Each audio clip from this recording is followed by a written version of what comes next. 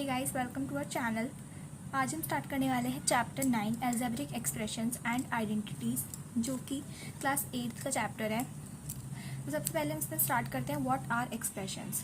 Expressions are formed from variables and constants. ये जो expression है ये वेरिएबल और कॉन्स्टेंट से बनते हैं। For an example x+3। यहाँ पर जो मेरा वेरिएबल है वो x है और कांस्टेंट जो है वो मेरा 3 है। तो ये जो एक्सप्रेशन है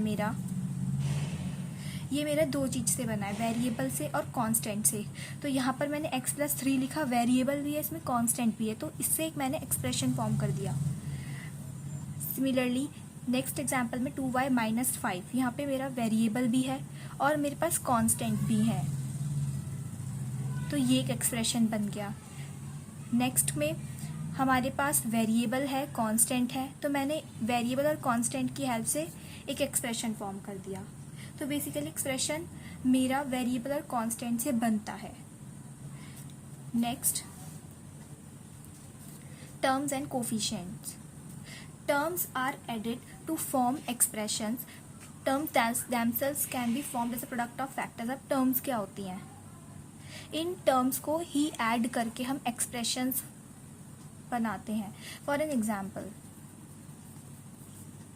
4x+5, यहाँ पर मेरे पास दो टर्म है। फर्स्ट जो है वो है 4x और जो सेकंड है वो है 5। तो मैंने इन दो टर्म की हेल्प से एक एक्सप्रेशन फॉर्म कर दिया। ओके, मैंने इन दोनों को एडअप करके एक एक्सप्रेशन फॉर्म कर दिया। ये पूरा एक्सप्रेशन है जो कि मेरी दो टर्म से मिलकर बना है। ओके, जो टर्म्स होती हैं वो अपने आप में ही themselves can be formed as a product of factors. Means suppose यहाँ पे मैं एक एग्जांपल ले लेती हूँ 7xy। अब ये जो एक्सप्रेशन है मेरे पास, ये किन किन का प्रोडक्ट है?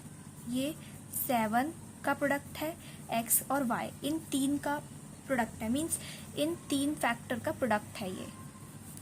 तो यहाँ पर यही लिखा है, terms themselves can B form. Term हम फैक्टर्स के प्रोडक्ट से भी मिलकर बना सकते हैं। हम कह सकते हैं टर्म्स फैक्टर्स के प्रोडक्ट से भी बनती है।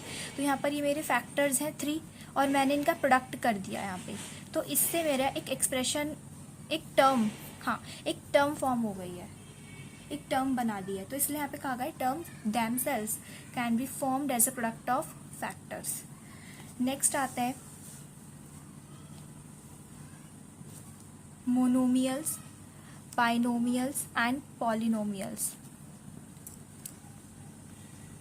And trinomials also.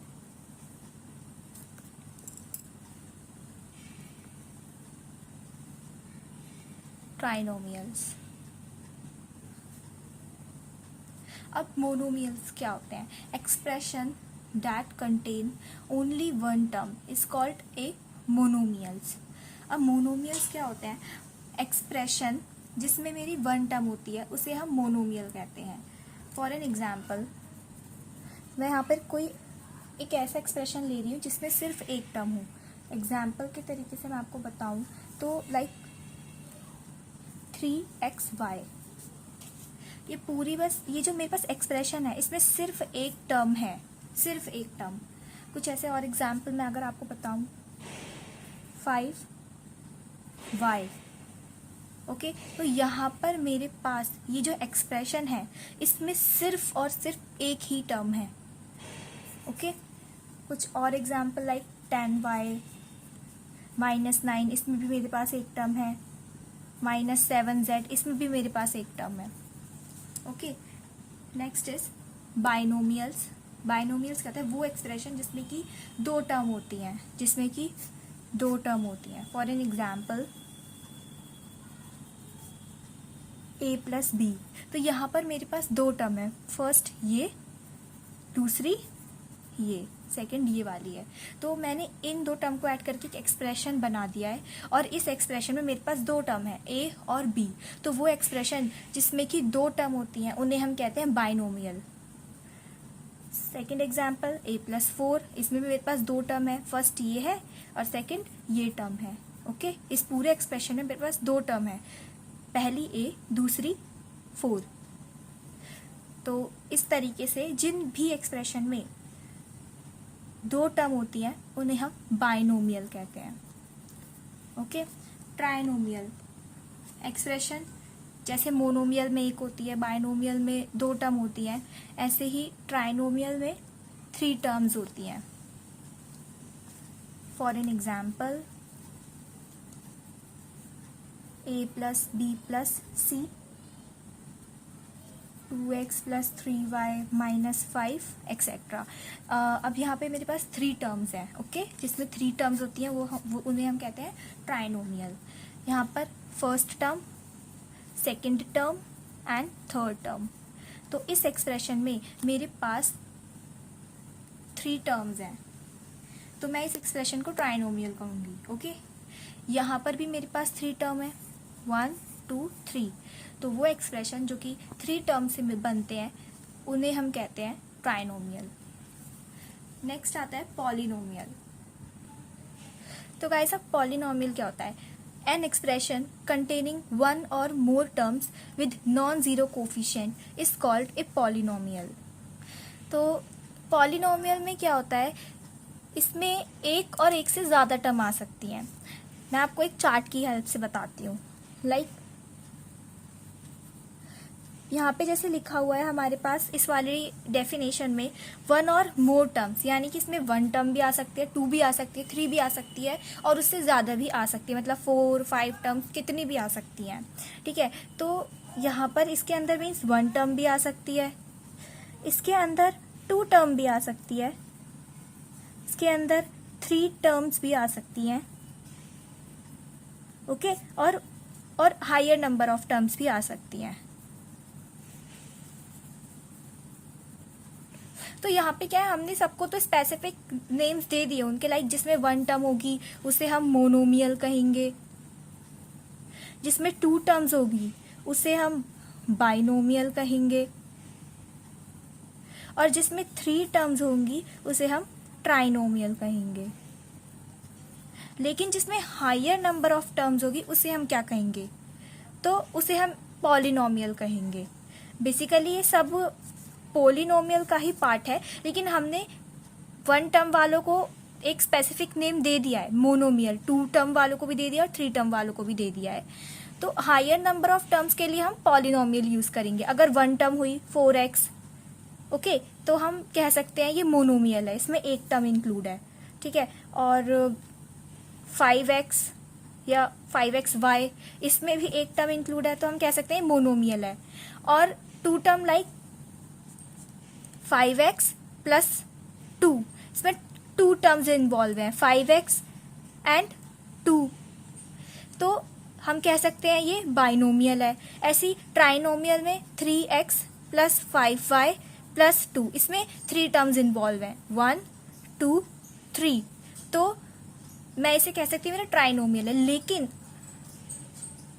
इसमें मैं क्या कहूँगी, अगर मेरे इनकेस मेरे पास जो एक्सप्रेशन है उसमें 3 टर्म से ज़्यादा, मतलब मेरे पास जो टर्म्स हैं वो 3 से ज़्यादा हैं, तो उसे मैं पॉलिनोमियल कह दूंगी। Okay, like example 3x plus 4y plus 9z plus 4, इसमें मेरे पास 3 टर्म्स हैं, 1 2 3 4, तो जो मेरे पास 4 टर्म्स हैं मैं उसको पॉलिनोमियल कह दूंगी। ओके, होप्स गाइस आपको समझ आया होगा। नेक्स्ट टॉपिक हमारे पास आता है लाइक एंड अनलाइक टर्म्स। तो लाइक टर्म्स क्या होती है, सबसे पहले हम वो देखते हैं। Expressions with same variable are the like terms.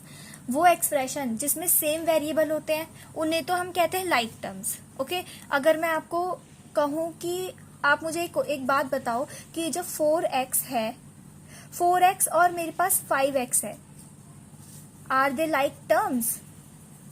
Are they like terms? मैं आपसे ये पूछती हूँ, क्या ये लाइक टर्म्स हैं?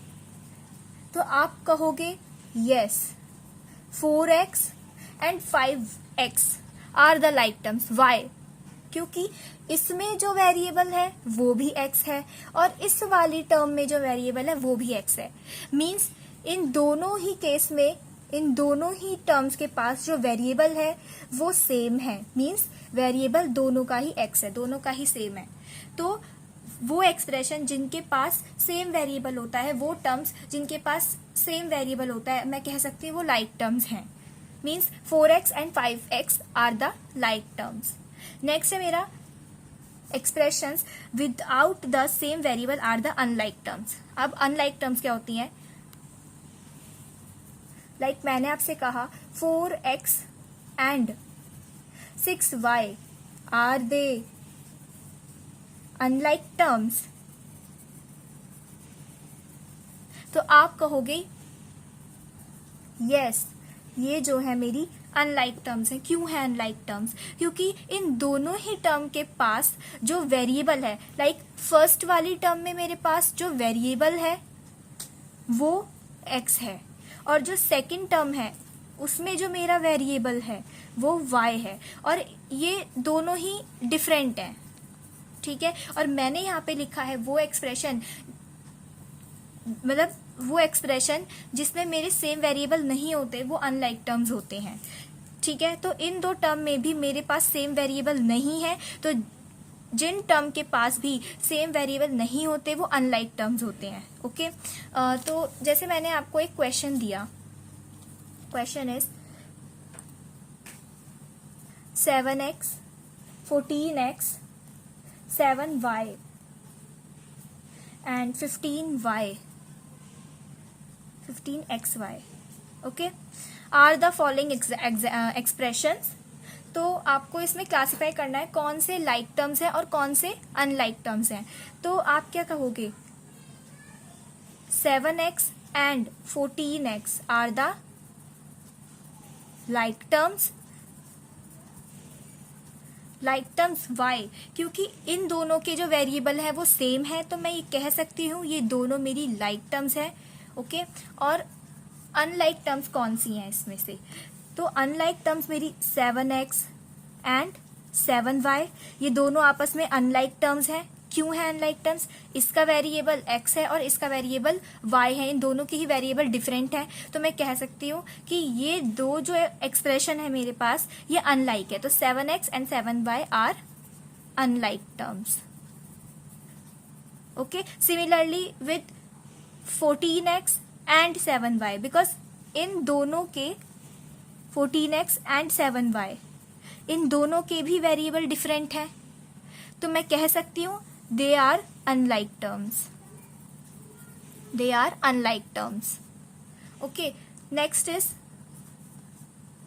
7y and 15xy, ये दोनों भी अनलाइक टर्म्स हैं क्योंकि इन दोनों के भी वेरिएबल डिफरेंट हैं। तो 7y and 15xy are unlike terms, okay.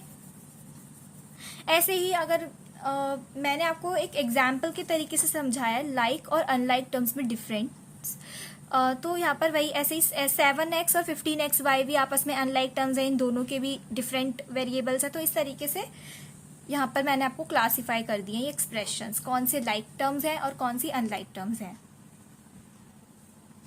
तो अब हमारा नेक्स्ट टॉपिक जो आता है वो आता है addition and subtraction of algebraic expressions, okay. अब हम इन एक्सप्रेशंस को ऐड करेंगे और सब्सट्रैक्ट करेंगे। तो सबसे पहले हम देखते हैं एडिशन का केस, ओके। तो हमें यहाँ पर दे रखा है ऐड करना है हमें इस एक्सप्रेशन को, इसको और इसको, ठीक है। तो ये हमें 3 एक्सप्रेशन दे रखे हैं, एक्सप्रेशन 1, एक्सप्रेशन 2 एंड एक्सप्रेशन 3। तो स्टार्ट करते हैं। सबसे पहले मैं ये उतार लूंगी, okay. 7xy plus 5yz minus 3zx, okay. Second वाला अब हम ऐड कैसे करेंगे इसे? हम जैसे हम क्या करेंगे, जैसे मैं इसको लिखने की बारी, अब मैं आपको इससे लिख के दिखाती हूँ 4yz। तो अब हम इसे इसके नीचे नहीं उतारेंगे, हम इसे उस नंबर के नीचे उतारेंगे, उस वेरिएबल के नीचे जिसका वेरिएबल इसकी तरह हो। तो यहाँ पर yz वेरिएबल है और yz यहाँ पर भी वेरिएबल है, तो मैं इसे 5yz के नीचे उतारूंगी, ओके। इसके नीचे हम वही नंबर उतारेंगे जिसका वेरिएबल इसकी तरह हो, ओके। तो यहाँ पर मेरा 4yz आ जाएगा पॉजिटिव का पॉजिटिव में हमें दे रखा है प्लस 9zx, तो यहाँ पर 9zx 3zx के नीचे आ जाएगा, वेरिएबल ऊपर नीचे सेम होने चाहिए, प्लस 9zx, इसका भी वेरिएबल zx है और इसका भी वेरिएबल zx है। नाउ माइनस 4y, अब ये कहाँ आएगा, ऊपर तो इसकी तरह कोई वेरिएबल ही नहीं है, कोई नहीं है तो हम इसे किसी के भी नीचे नहीं लिखेंगे। ओके, मैंने यहाँ पर इसे किसी के भी नीचे नहीं लिखा। नेक्स्ट आता है मेरा -3xz, तो xz और zx का मतलब एक ही है, तो यहाँ पर xz तो यहाँ पर नहीं लिखा, लेकिन हाँ यहाँ पे zx लिखा और बात एक ही होती है। तो अब यहाँ पर हम इसे इसके नीचे लिख देंगे, -3 zx ही मैं लिख देती हूँ वरना आप आगे कंफ्यूज हो जाएंगे, प्लस 5x। अब यहाँ पे मेरे पास 5x कहीं पर नहीं है तो मैं उसे किसी के भी नीचे नहीं लिखूंगी, प्लस 5x -2xy, तो xy यहाँ पर है मेरा तो मैं इसे यहाँ पर उतार दूंगी, -2xy। अब यहाँ पर जो जगह खाली है आप देख सकते हैं, हम ऐसा मान लेते हैं कि उस जगह पर 0 है, वहां पे कुछ नहीं है, वहां पे 0 है। ओके, तो अब हमें इसे ऐड करना है। ओके, तो ऐड करने का मैं आपको बहुत आसान सा मेथड बता रही हूँ। तो सबसे पहले हम इसे हाइड कर लेते हैं और देखते हैं हमें इसको ऐड करना है, 7xy को हमें ऐड करना है -2xy से। ओके, तो हम इसे कैसे करेंगे, 7xy को हमें ऐड करना है -2xy से। ओके, तो चलो ऐड करते हैं, इसे हम हाइड करके रखेंगे, हम एक एक करके सॉल्व करेंगे जिससे हमारी गलतियां भी कम होगी और आपको समझ भी बहुत आसानी से आ जाएगा। तो यहाँ पर हो जाएगा 7xy प्लस माइनस होते हैं तो हम यहाँ माइनस लिख देंगे और 2xy।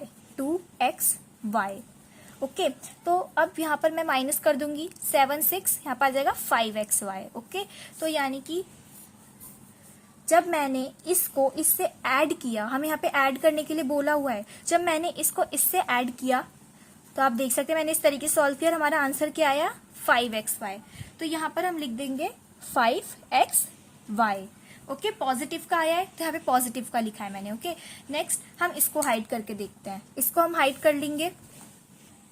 अब हम इसे हाइड करके देखते हैं। ओके, इसे हाइड करके देखते हैं तो यानी कि हम देख सकते हैं कि हमें 5yz को हमें ऐड करना है 4yz से। ओके, तो मैं यहाँ पे सॉल्व कर देती हूँ, 5yz को हमें ऐड करना है 4yz से। तो अब इसे 4yz से हम ऐड करेंगे, यहाँ पे आ जाएगा 9yz। ओके, तो मैं इसे यहाँ लिख लूंगी, पॉजिटिव का आया है। आप साइन को लेकर काफी केयरफुल रहना। ओके, तो यहाँ पर आ जाएगा प्लस 9yz। ओके, अब मैं इसे हाइड कर लूंगी। ओके, अब मैं देख सकती हूँ मुझे ऐड किसे किसे करना है, -3zx को, प्लस 9zx को और -3zx को। देखो ध्यान से, हमें किसे ऐड करना है, इन नंबर्स को ऐड करना है। साइन को लेकर बहुत केयरफुल रहना है वरना गलती हो जाएगी साइन से ही और पूरा क्वेश्चन आपका गलत हो जाएगा, आते हुए भी आप गलती कर जाओगे। -3zx को ऐड करना है। ओके, 9zx को ऐड करना है और किसे ऐड करना है, नेगेटिव वाले को आप ब्रैकेट में ले लेना सॉल्व करते वक्त जिससे गलतियां आपकी कम हो। ओके, सो और किसे ऐड करना है, -3zx को हमें ऐड करना है। ओके, आप ऐसे हाइड करके करना तो गलतियां कम होंगी। ठीक है, इन्हें मुझे ऐड करना है इन तीनों को। ओके, इस तरीके से तो ये हो जाएगा -3zx plus 9zx plus minus 3zx। Okay, minus का हो जाएगा। अब यहाँ पे आएगा, ये हो जाएगा, ये भी नेगेटिव, ये भी नेगेटिव, माइनस माइनस प्लस होते हैं, ये हो जाएगा 6zx। और देखो दोनों का साइन माइनस का है तो यहाँ पे माइनस लिख रही हूँ मैं। ओके, माइनस आएगा प्लस 9zx। ठीक है, अब यहाँ पर वही माइनस प्लस माइनस होते हैं तो मैं माइनस कर दूंगी इसे, यहाँ पे आ जाएगा 3zx। लेकिन अब आपको पता ही है जैसे कि साइन बड़े का लगता है तो यहाँ पे मेरा बड़ा नंबर कौन सा है, यहाँ पे 9 है, इसका साइन कौन सा है, पॉजिटिव का है, तो इसलिए ये पॉजिटिव का 3zx। ठीक है, तो यहाँ पर मेरा आंसर क्या आ गया, plus 3zx।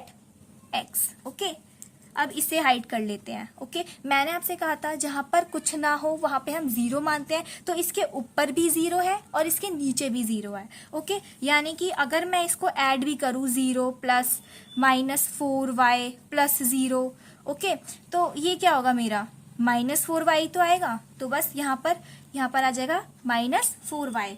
Similarly for this, यहाँ पर इसके ऊपर यहाँ पर कुछ भी नहीं है, मैं यहाँ 0 मान लूंगी। तो अगर मैं इसको 0 + 0 + 5x भी करूंगी तो ये 5x ही आ जाएगा, ये एज इट इज ही आ जाएगा, तो +5x। ओके, तो ये मेरा आंसर है। होप सो ये बहुत इंपॉर्टेंट क्वेश्चन है, आपको समझ जरूर आया होगा।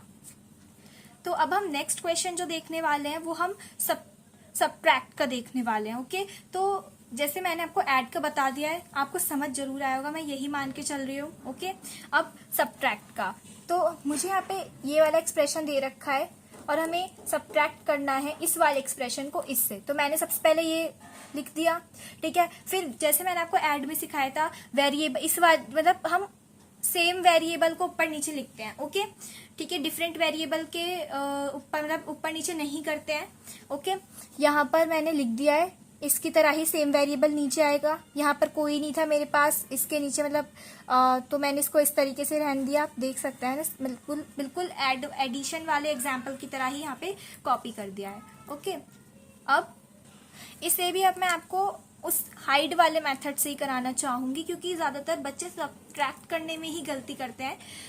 तो देखो, सबसे पहले हम क्या करेंगे, मैं सबसे पहले तो अब हम हाइट से देखते हैं। अब हमें देखो, अब मैंने सबको हाइड कर लिया, मुझे पता चल रहा है कि मुझे 7x² से माइनस करना है 5x² को। ओके, तो मैं क्या लिखूंगी, मैं साइड में आपको करके दिखा देती हूँ, जिससे आपको इजी लगेगा ये काफी। और आप चाहे तो आप भी ऐसे कर सकते हैं, इसमें आपका ही फायदा है, आप गलतियां कम करेंगे। तो 7x² माइनस 5x²। ओके, तो यहाँ पर मेरा 2x² आ जाएगा। मीन्स मुझे यहाँ पर क्या लिखना है, जब मैंने इनको आपस में माइनस किया तो यहाँ पर क्या आएगा, 2x²। ओके, अब मैं इसे हाइड करके देख लेती हूँ। और मैंने आपको बताया था जहां कुछ नहीं होता वहां हम 0 मानते हैं। तो अगर मैं आपसे कहूँ कि इसके नीचे 0 है, ठीक है, अब मैं इसके नीचे मानती हूँ कि इसके नीचे 0 है, मैंने आपको जैसे बताया था। तो अगर मैं 4xy में से लेस करूंगी 0, तब भी मेरे पास -4xy ही आएगा। ओके, तो -4xy मैं यहाँ पे लिख दूंगी, ठीक है। ऐसे ही अब यहाँ पर मैं देख सकती हूँ कि अगर मैं इसे हाइड करूं, ओके, इसे हाइड करूं तो यहाँ पर मुझे 8y² से माइनस करना है -4y²। ओके, तो इसे हम देखो, प्लस का 8y² है, उससे हमें माइनस करना है -4y²। ओके, तो ये हो जाएगा माइनस माइनस प्लस हो जाएगा, +4y²। आंसर क्या आएगा, 12y²। ओके, सो यहाँ पर मैं लिख दूंगी, देखो पॉजिटिव का आया है तो +12y²। ओके, ऐसे ही इसके नीचे भी मेरे पास कुछ नहीं लिखा, तो मैं मानती हूँ इसके नीचे भी 0 है। ओके, तो 0 से आप अगर 0 को माइनस करोगे 5x से, तो क्या आएगा, +5x ही आना है। ओके, ऐसे ही इसे करोगे, जैसे यहाँ पर था मेरा ऊपर यहाँ पे -4xy था, आपने 0 को लेस किया था, ऐसे ही यहाँ पर -3y है, ठीक है। तो यहाँ पर भी अब यहाँ पे -3y आ जाएगा। ओके, अब देखो, अब यहाँ पे आप सोचोगे कि यहाँ पर भी एज इट इज आ गया, यहाँ पर भी एज इट इज आ गया, इनके ऊपर नीचे कुछ भी नहीं है तो, ठीक है। और आप सोचोगे यहाँ पर भी एज इट इज आएगा, इसके ऊपर नीचे कुछ भी नहीं है तो, नहीं, यहाँ पर मेरा -6y आएगा। -6y कैसे, देखो ऊपर 0 है मेरा, ठीक है। तो अगर मैं आपसे कहूं कि मैं 0 से माइनस कर रही हूँ 6y, तो माइनस के 6y ही आ रहा है, तो साइन का आपको ध्यान रखना है जरूर, ठीक है। तो यहाँ पर क्या आएगा मेरा, -6y। ओके, अब यहाँ पर भी मेरे पास 0 है। ओके, तो अगर मैं आपसे कहूं कि मैंने 0 में से माइनस कर दिए -3, तो माइनस माइनस प्लस, और ये हो जाएगा +3। ओके, तो यहाँ पर क्या आएगा मेरे पास, +3। Okay, and that is your answer. आपको साइन का बहुत ध्यान रखना है। ओके, वेट गाइज, यहाँ पे प्रॉब्लम आ गई है। देखो यहाँ पर मैंने 6y को अलग लिखा है, जबकि इसका वेरिएबल है मेरे पास y, तो यहाँ पर ये +6y होगा। ओके,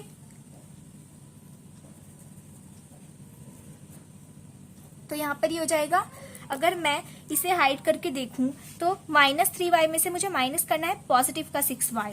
ओके, पॉजिटिव का 6y माइनस करना है, तो देखो -3y में से मुझे माइनस करना है पॉजिटिव का 6y। ओके, तो ये ऐड हो जाएंगे, माइनस माइनस प्लस होते हैं, साइन बड़े का लगता है, बड़ा नंबर मेरे पास यहाँ पे कौन सा है, 6 है। ओके, तो यहाँ पर क्या आंसर आएगा मेरा 9y, और साइन बड़े का लगता है तो यहाँ पर मेरा माइनस के 9y आएगा। ओके, तो यहाँ पर हो जाएगा -9y। तो आंसर आ जाएगा 2x² minus 4xy plus 12y² plus 5x minus 9y plus 3। Okay guys, hope so आपको ये सॉल्यूशन मेरा जिस तरीके से मैंने आपको बताया है आपको बहुत अच्छे से समझ आ गया होगा। और अगर आपको मेरा वीडियो पसंद आया है तो इसे लाइक करना, सब्सक्राइब करना और शेयर करना मत भूलिएगा।